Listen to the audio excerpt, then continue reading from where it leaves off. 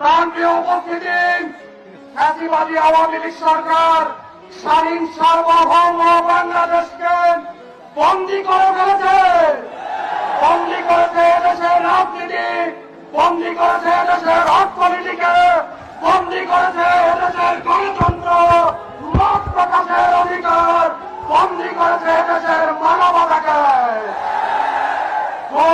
খুন হত্যা নির্যাতন করে আওয়ামী লীগ বাংলাদেশকে একটি ব্যর্থ রাষ্ট্রে পরিণত করেছে। আওয়ামী লীগ সরকার বিগত 15 বছরে ইসলামী ছাত্র শিবিরের উপর অবর্ণনীয় নির্যাতন চালিয়ে ইসলামী ছাত্র শিবিরকে নিশ্চিহ্ন করার প্রয়াস চালিয়েছে। ফ্যাসিবাদীরা তাকিয়ে দেখো, ইসলামী আন্দোলনকে নিশ্চিহ্ন করা যায় না, ইসলামী ছাত্র শিবিরকে নিশ্চিহ্ন করার শক্তি তোমাদের নেই।